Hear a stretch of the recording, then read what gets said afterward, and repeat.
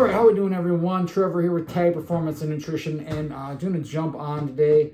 Want to talk a little bit about athletic performance, especially youth athletic performance. I work a lot of kids with now with the high school gig, with the youth training I do after schools in the summers, and coaching my nephew's first and second grade flag football team. And you work with a lot of kids, and it's a joy. I love working with kids and helping them and just watching them thrive and giving them an environment to thrive in and be creative and figure themselves out, figure movement out, and develop a love of movement mainly. That's the best part about it. That's what it's all about. It's, yes, we can get them faster, stronger, more athletic, all that good stuff, but truly developing a love of movement, a passion of movement at a young age is what it's really all about, because then they're more likely to take that with them, hopefully take that with them for the rest of their life. Because that's at TAG, I'm all about the long-term game, the lifetime game of being athletic and being able to do everything in life you love. And that starts with being able to move well and love movement and enjoy it, not look at exercise as a punishment. But when I'm working with athletes, also you work with a lot of parents, you deal with a lot of parents. And I guess deal kind of sounds like a bad word, but you speak with a lot of parents, and you need them to invest as well and buy in, I guess is a word. But and a lot of the parents ask, what can my athlete do? What can my son do to get better at baseball or basketball or football or wrestling or hockey, whatever it is? What can my daughter do to get better at volleyball or gymnastics or softball or basketball, whatever sports they play?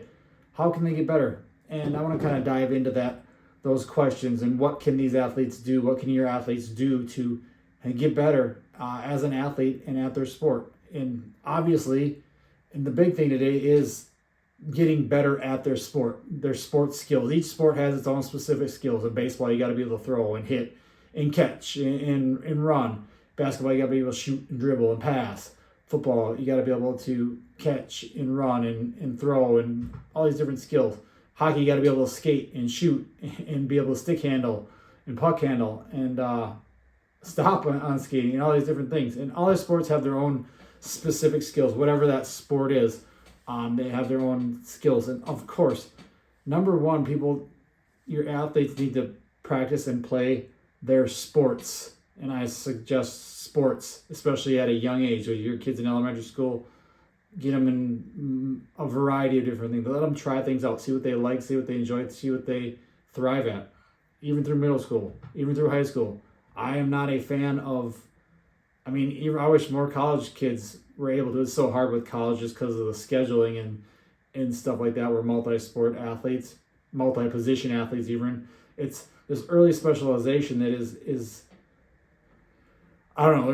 I think it's becoming kind of an epidemic and kind of ruining a lot of the love and passion in a good sports model. And we're trying to get these kids to play one sport in elementary school, one sport in middle school, one sport in high school, or worse, even just one position. Your kid's a pitcher at 6 years old. No, he's not. Your kids should be playing every position in baseball and softball and basketball, in football, and whatever it is. Don't just rely on one position. Like when I'm coaching the first and second grade team, flag football, again, it's not a full team. It's 5-on-5. Yeah, 5-on. Yeah, is it 5? Yeah, 5-on-5. So there's not like a full line, and it's just flag football. And I try to get every kid in at each position and let them do different positions. See, and obviously some are more advanced, some do better at quarterback, some can throw at this age, some can't. A lot of it's have to do with we use a smaller ball, which is good. I think I talked about that in another video, where sports should use small, like football, you shouldn't be using a full-size football, otherwise you end up throwing like Phillip Rivers. Yes, he shot-putted it, he made the NFL, but most kids who throw like that aren't going to make it very far.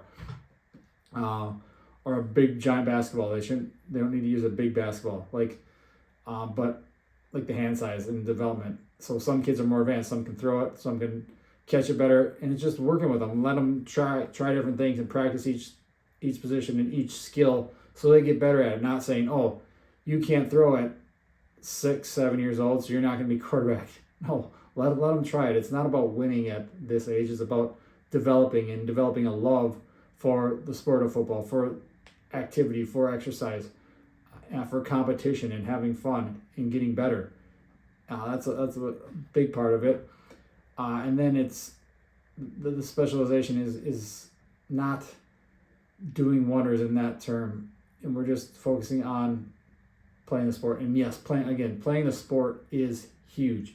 That is, you're not going to get better at hitting a baseball by never practicing hitting a baseball, or never hitting a baseball, or shooting a basketball. You're not going to get better by just sitting in this chair and not actually going out and shooting a basketball. You got to get good at the sports skills. So that's obvious. I think most people, most parents, most kids, most athletes know this. You got to get good at your sport, the specific skills in that sport, and sports, I should say. So again, that is huge. But I think there's too much emphasis on that too young.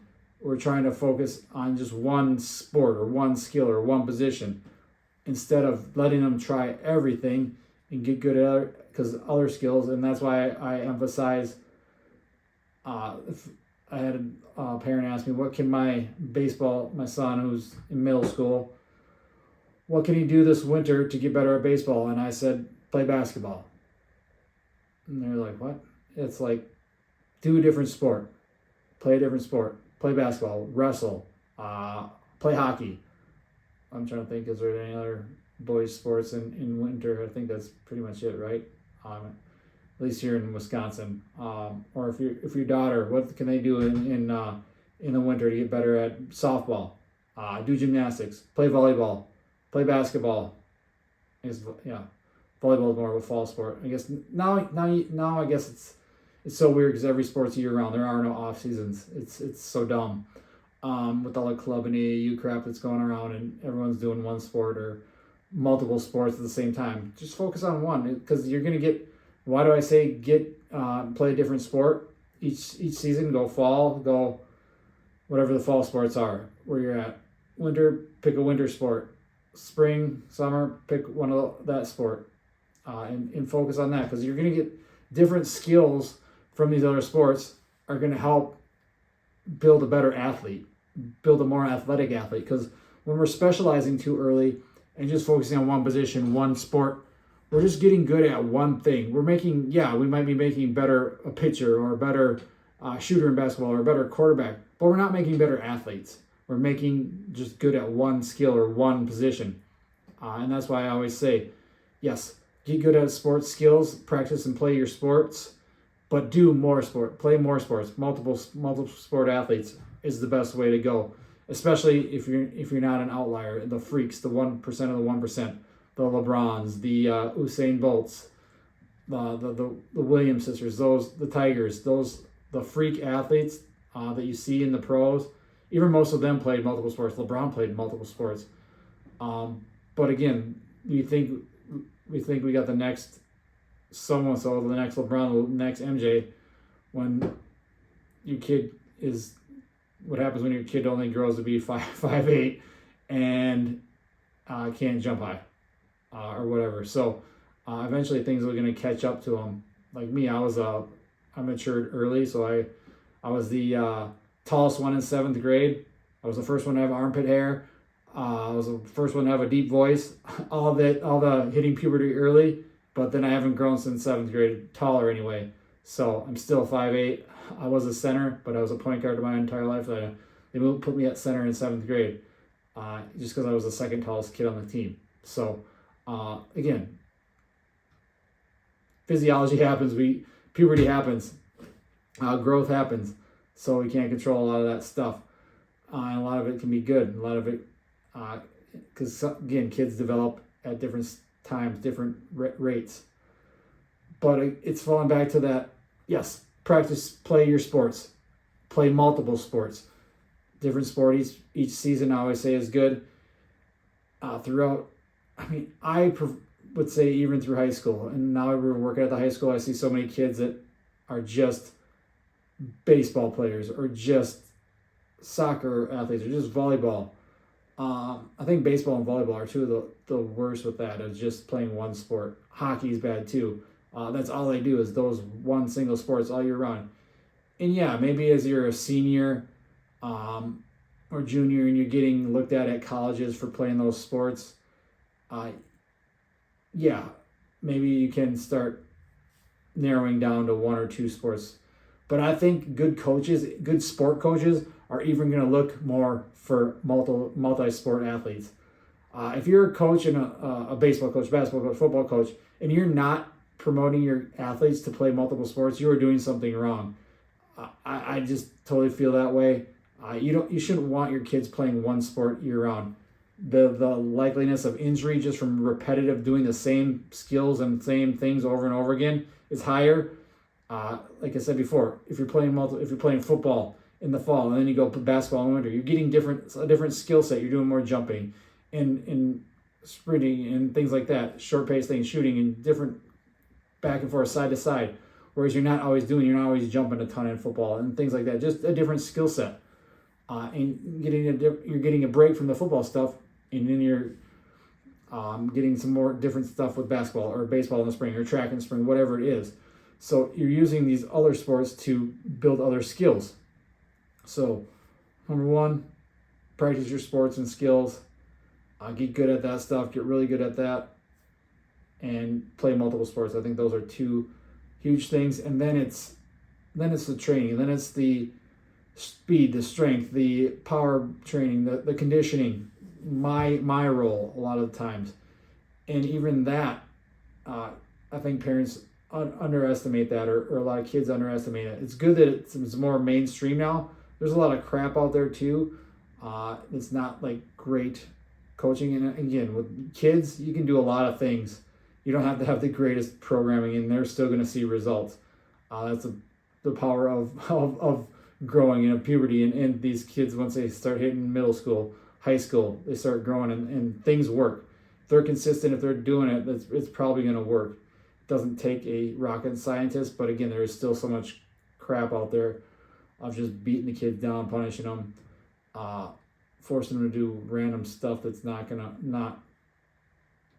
effective. And even that, it's thinking of, everything in the gym or the weight room has to be sport specific, and that just doesn't exist. No, it should be athlete specific, and helping them.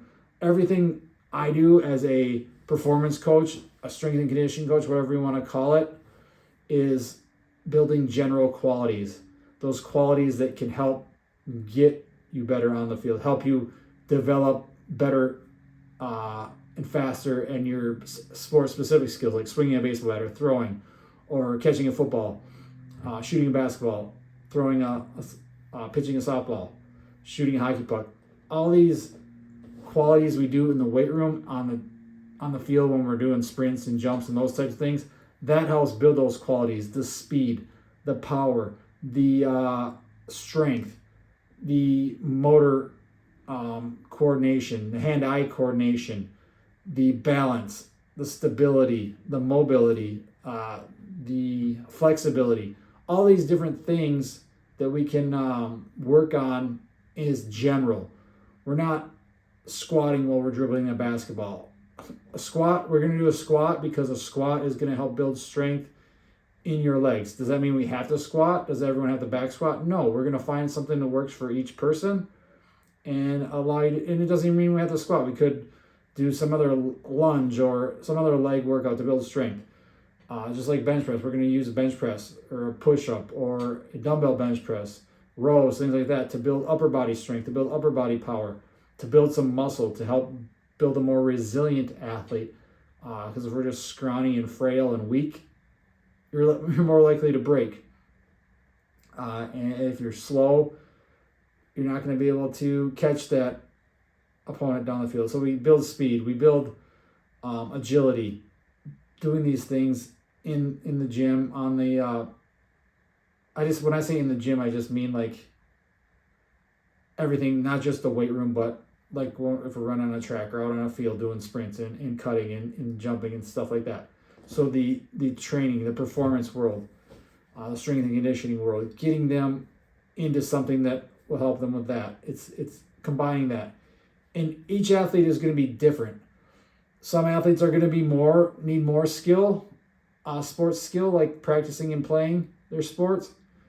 And some are going to need more general training. But I think nowadays everyone's too focused on the sport specific skills with the individual lessons, the showcase camps, the AAUs, the club sports. It's too much. They're getting a lot too much, and it's not actually developing it. It's just they're not focusing on long-term development. It's focusing on money and focusing on winning right now and just cutting kids and not letting them develop or things like that. Where they're not actually developing the skills. They're not allowed to. They're forced to do these. Oh, let's just go throw a batting practice. No, you're not doing any creativity. You're not letting them think outside the box and get creative. And it's just forcing them to move like robots and everyone trying to do everything the same. No. How you watch the playoffs right now in baseball, you see everyone's got a different swing. Everyone's got a different stance. Everyone's got a different windup. So allow them to be creative and allow them to learn how to move. And that's where the training comes in. Good coaches anyway, allow athletes to explore. They give them an environment to build off and to explore and to figure out how to move and what works best for them. They give them problems and let them solve it. They're not telling you how to exactly do things. That's not the best coaching. That's just creating more robots and more athletes that don't think for themselves. Because one of the best things about the qualities of an athlete is to be quick and reactionary, and they can think on their feet, or they can think fast, whether in the middle of a play or in the middle of a game, and go off that rather than I'm dribbling the ball up the court. I gotta look over and see what the coach wants me to do. No, you just react. You cross over, break the defender's ankles, and then drive to the hole. Just different things like that. We're taking too much creativity away from the athletes these days. So combine the sport-specific training, play a lot of sports or play multiple sports where you're getting different skills, and then get the good general training in the weight room, on the track, on the field, doing sprints and jumps and cuts and things like that. And even when I'm working with kids that are just one sport athletes, I play a lot of games. So we'll do handball, or have them play basketball, or have them do some other dodgeball. There's different games and things like that, different forms of tag. So they are getting these different skills that they're not getting in their sport if they're just playing like hockey or whatever. So we're going to sprint them and jump them and have them play different games that, some of these skills can translate. Like some skills from basketball will translate to hockey. Some skills from basketball will translate to lacrosse, those types of things. But they're getting different adaptation and stimulus to help them build qualities that then they can take with them to hopefully help them get better at the sport-specific skills. So those general qualities, the speed, the strength, the power, the balance, the coordination that they get from training, they can take into their sport-specific, their practice, and their games. So that's like the training aspect. Those are things that I think will help your athletes, or what your athletes can do. But that's just on the field, on the court, on the ice, in the weight room. There's so much more. There's 23, 22, 20 other hours in the day where they're not doing this stuff. They can focus on nutrition, focus on sleep, focus on just less stress. Just the same things I tell my adult clients. The things outside of the gym are going to be just as important, if not more important, than things inside the gym or on the court or on the field. So focus on nutrition. And this starts with a lot of parents, especially the kids, because I don't know too many elementary school or middle school kids who are doing the grocery shopping. Maybe in high school they start, maybe they are, but no, not then. They're just going to Chipotle or Chipper is that's something I learned that apparently kids call at my high school. Kids call Chipotle Chipper. I don't eat Chipotle. I think it's the most overrated place there is. But again, they're that's all I talk. They go to Chipotle. They're getting fast food, and can they do that stuff? Yeah, you can eat whatever you want.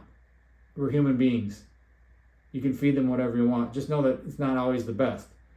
So focus on whole, nutrient-dense, real foods the majority of the time. So foods that come from earth, foods that come from animals. I say this all the time.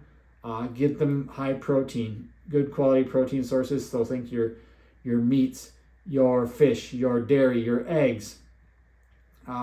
Good quality carbs. They're active. They're going to want carbs to fuel and refuel, repair, and give them energy to perform. So think your fruits, your vegetables, your potatoes, your yams, your rice, beans. What else? I can't just off the top of my head. Oatmeal, that type of stuff. So good quality, again, those are mainly plant sources that you're getting your carbs from. And then good quality fats, your nuts, your olive oils, your coconut oil, avocados, whole eggs have good fats in them. A lot of meats are going to have some fat in them too, depending on how lean of cuts you're getting and that type of stuff. So focus on those, the whole nutrients, real foods. If you're doing that most of the time, I think your kids are going to be better off than 95% of kids out there, because most kids are not eating halfway decent. They're eating like typical adults eat. I don't know why we say it, eat like children, when it's really eat like the adults, because Americans just eat like crap as it is. We're eating too much ultra processed junk all the time. We're eating too much fast food. We're eating too much overindulging. And with a lot of athletes, it's under eating. I see, especially females, are under eat. Just because that perception they see on Instagram or social media that women need to be skinny. No, you need to be strong. You need to be fast. You need to be athletic. They're burning so many calories through their sports, through their training, that they don't. And I know it's a real issue that they worry about it, eating too much, getting bulky or whatever. But most of them don't really have to, and that's why I talk with a lot, especially the girls at the high school. It's, you guys can eat a lot more. You're going to be fine. You're going to thrive. Even my adult clients is trying to get, especially the women, trying to get them to eat more. They think that to be tiny. And no, let's just be strong. You're not going to get bulky. You're probably going to look a lot better. You're going to feel a lot better. You're probably going to lose weight, lose fat anyway, and add some muscle that way. So, but again, that's all a perception thing with the social media and internet and TV and stuff. The imaging out there that our society does a terrible job of promoting health as being just this skinny little thing that doesn't have to eat anything. And then even boys, it's just like, yeah, we can eat more. You want to get big, but you don't want to eat. So yeah, you got to eat. So eat a good quality food. Again, calories. Can you deal with that? Yeah. Again, but most of them just need to eat more quality, whole nutrient-dense, real food. Add in water. So making sure they're getting enough water. Get rid of you don't need the energy drinks and all that crap.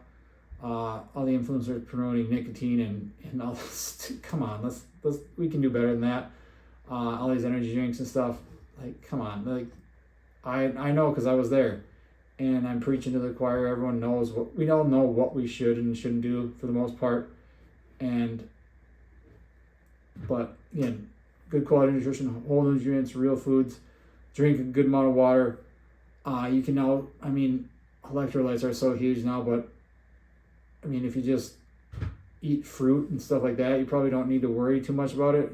Yes, you can get, if you want to put that stuff in, the high intensity, high endurance, like things like cross country or a soccer match or something like that. Yeah, sure. But just grind up. Coconut water is a better choice there. So, or just my favorite is just blend up some watermelon and coconut water, and there you go. That's a good electrolyte drink that tastes good and it's not full of a bunch of crap either. So drinking enough water, staying hydrated, eating good quality real food, and then sleep. Yes, it's sleep. A lot of people will bastardize sleep and say it's not as important, and we gotta train at 5 a.m. because that makes us tougher. No, it doesn't, because most of these kids are staying up, whether it's playing video games, watching TV, hanging out with friends, doing whatever kids do these days, watching Netflix. I know because I was there. It wasn't Netflix and stuff back when I was a kid. It was video games and staying up watching Monday Night Raw and things like that. But and videotaping it because we didn't have all the stuff we have now, because now there's so much more, or just sit on the internet scrolling social media, and they're not going to bed. Or they're having games late at night, because most games start 7 o'clock for like a varsity sport, or you're traveling to all these games and it takes time to get back, hours here and there, hour back. So you're traveling all over, chasing the kids around, going from here to there. But then they got to be up by 5 to go train. So again, prioritize sleep. Make it a priority. Teach them what sleep can do for them. It's going to give them more energy. They're going to have a better appetite. They're going to be in a better mood. They're going to feel better. They're just going to that's when they refuel, recharge. That's when their body repairs and rebuilds the muscle. And so we need sleep. So prioritize this stuff for them. So maybe it's setting a decent bedtime and a consistent wake up time. It's just showing them. And I think that's a big thing as a parent. Be that example. Show them. Start eating better yourself. Start exercising yourself. Start focusing on sleep and prioritizing sleep. And stop stressing about all this stupid stuff in the world, and spend quality time with them. I think that's a huge thing too. And just show them the importance, and rather than just tell them, because you can tell them all that you want. A lot of kids aren't necessarily listening right away, but they see what the parents do. They see what their coaches do. They see what the people around them, the people they look up to around them are doing, and setting an example. Like, I don't want a coach who's out of shape, lazy, doesn't actually train. If I'm going to work with a coach, I want someone who's actually doing what they say. They're walking the walk, not just talking about it. And that's the thing, what you can do as parents as well is walk the walk, exercise, eat well, prioritize sleep, manage stress. And these are all things that can help. And I think those are just a few things that, and again, we could break down each of these individually more. Maybe we'll do that in another series. So if you want that, let me know, comment in the video below, and we can break down more. But that's kind of what I have for you today, guys. Some simple things, or some things you can focus on as parents or as coaches, helping your athletes and what your athletes can do to get better on the field. And it's even going to help them off the field, and more importantly, build better, healthier humans, that they can do this stuff for the rest of their life. Because if we started when they're in elementary school, middle school, high school, hopefully it sticks with them long term, and they have these habits that, again, the whole focus of TAG is building these habits for life. So if you guys got any questions, drop them in the comments below. Thanks for watching.